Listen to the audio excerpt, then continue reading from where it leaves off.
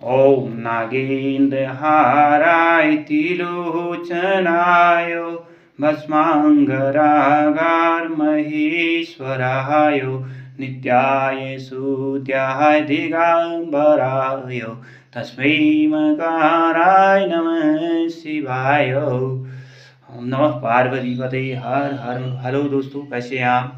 माँ गोपेश्वर महादेव दरबार के इस पवित्र प्रांगण में महादेव जी के चरणों में खड़ा होकर गोपेश्वर महात्म्य के विषय में आपको वर्णन करें, पौराणिक इतिहास इसकी को आप लोगों को अवगत कराने जा रहा हूँ।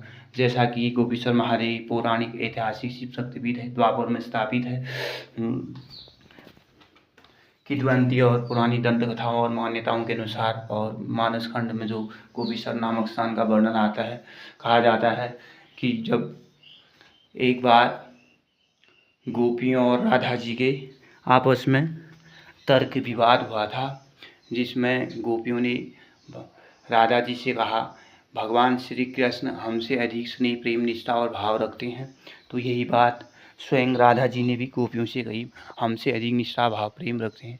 तब गोपियों ने राधा जी के सामने एक शर्त रख दी, यदि अगर ऐसा है भगवान कृष्ण की आपके प्रति निष्ठा भाव ज़्यादा है, आप ज़्यादा रखते हैं, तो भगवान कृष्ण आपको कंधे में बिठाकर पूरे संसार की परिक्रमा करवाएंगे, ये तब हम आप पर आपकी बातों पर विश्वास करेंगे। तब जो है भगवान कृष्ण ने गोपियों राधा जी को अपने कंधे में बिठाकर वो अंतर ध्यान हो गए। कई बरस बीत गए और भगवान कृष्ण का पता नहीं चला।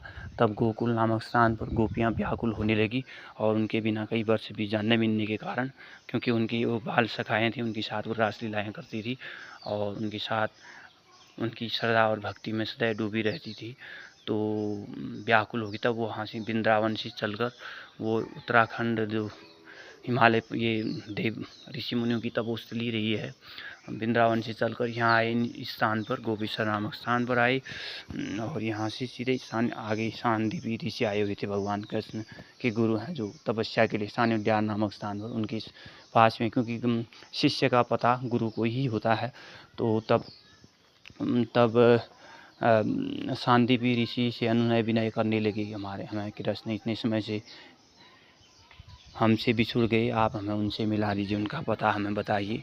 तब शांतिपीठ ने उन्हें मार्गदर्शन कराया गोपियों को। आप गोपेश्वर नामक स्थान भद्रावती और कफी नदी के किनारे स्थान पड़ता है, उस स्थान पर जाकर माँ गोपेश्वर महादेव की साधना और आराधना करें। तब गोपियाँ स्थान पर आई और स्थान पर उन्हें महादेव की कठोर तप और साधना की, पूजा की। तब भगवान शिव जी स्थान पर अवतरित हुए और उन्हें गोपियों को दर्शन दिए और तब जाके गोपियों ने वरदान मांगा, आप हमसे कृष्ण से बिछुड़ चुके हैं, आप उन्हें मिला दिए।